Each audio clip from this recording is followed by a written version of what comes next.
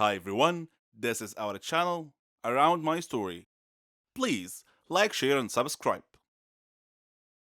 Quase toda garota sonha em ser uma princesa da Disney. Ser como Cinderela que se casa com um príncipe ou Branca de Neve, a mais bela de todas. Minha história é algo parecido, mas contos de fadas geralmente têm um final feliz, certo? A minha, no entanto, bem, vou deixar que você faça seu próprio julgamento. Meu nome é Rona, tenho 17 anos. Vivo com meus pais e minha irmã Celina. Na escola eu era como uma princesa. Eu adorava meus amigos e eles me adoravam. Eu me destaquei em tudo o que fiz na escola. Era a melhor cantora, eu era atlética e praticava todos os esportes. Minha única falha era meu cabelo, que era muito crespo e feio para o meu gosto. Acho que o cabeleireiro chamava de cacheado, mais para confortar pessoas como eu. Mas crespo não é cacheado, não no meu dicionário. Reconheço que parecia atrativo em algumas pessoas, mas o visual mais arrebatador para mim é o cabelo longo e liso.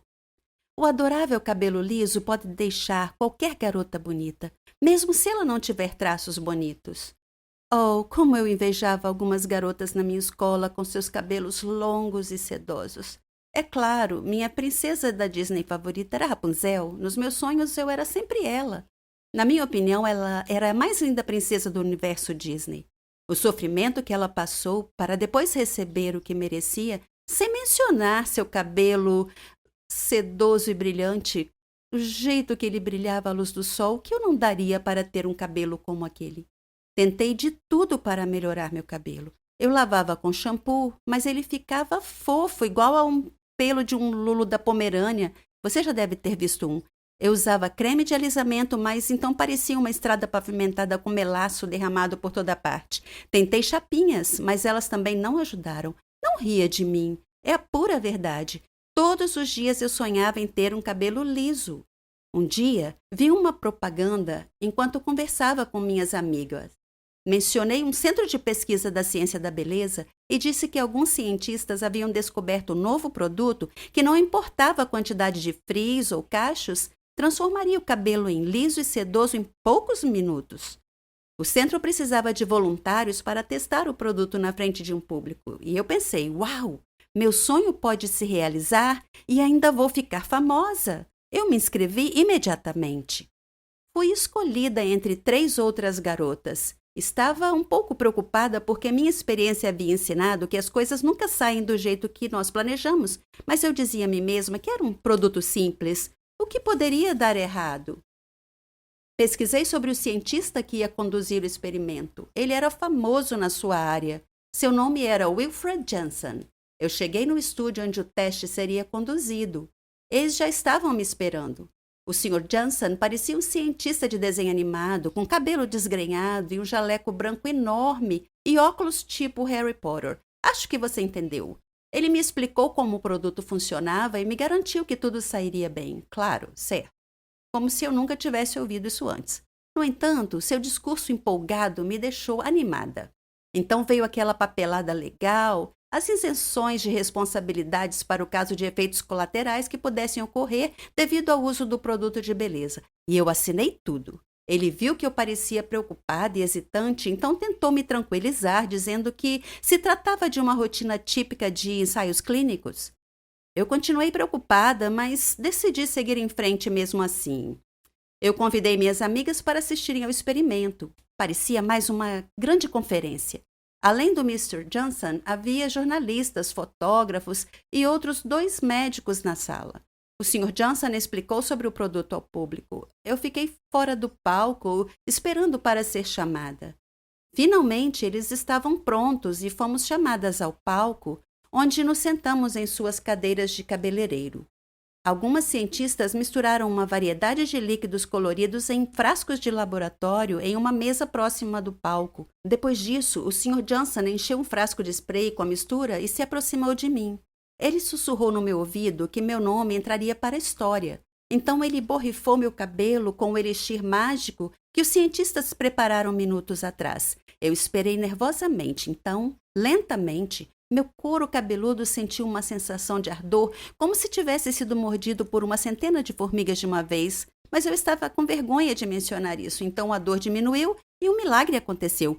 Meu cabelo se alisou exatamente como o Sr. Johnson prometeu que aconteceria. O público aplaudiu entusiasmado. O poderoso aroma de sucesso na obtenção de dinheiro impregnou a atmosfera da sala. Toquei o meu cabelo e não pude acreditar como estava maravilhoso. Continuei acariciando e acariciando, tão macio, tão sedoso, tão reto e suave. Fiquei super feliz.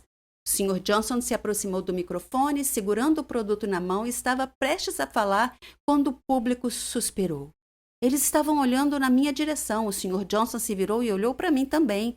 Meu cabelo, de repente, começou a crescer em uma taxa fantástica. Foi ficando cada vez mais longo até eu ficar exatamente como Rapunzel.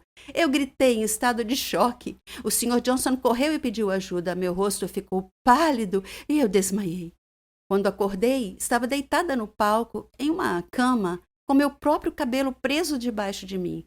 Eu toquei meu cabelo e sim, ele ainda estava macio, sedoso e liso. Meu desejo parecia ter literalmente se tornado realidade. Eu era de fato a Rapunzel moderna que ganhou vida. É por isso que eu queria compartilhar minha história com você hoje. Cuidado com o que deseja, porque pode acontecer de verdade. Uma coisa legal sobre o sucesso é ver todos seus amigos e família tão orgulhosos de você e suas conquistas. Esse respeito mútuo e apreciação é sobre o que a amizade significa. Minha história é sobre sucesso e amizade também, quando dois amigos se tornam incompatíveis e não mais uma mão na outra. Meu nome é Cherry e eu tenho 21 anos de idade. Eu tinha uma amiga que se chamava Margot. Ela não era apenas minha amiga, era minha melhor amiga, minha irmã. Ela significava o mundo para mim. Nós éramos parecidas em tantos jeitos, até mesmo em nossos hobbies e nossos sonhos. Depois da morte de meu pai, minha mãe e eu nos mudamos para a vizinhança de Margot, já que a mãe dela era a melhor amiga de minha mãe. Eu tinha apenas 3 anos nessa altura, então Margot e eu praticamente crescemos juntas. Na escola, nós partilhávamos das mesmas aulas, estudávamos juntas e até mesmo éramos parceiras de laboratório. Ela e eu sonhávamos em ser farmacêuticas. Eu tive muita dificuldade no ensino médio, mas consegui terminar com o suporte de Margot em seu encorajamento. Eu não tive muita liberdade e independência como ela tinha, porque minha mãe era super protetora. Foi nesse ponto que minha história realmente começa.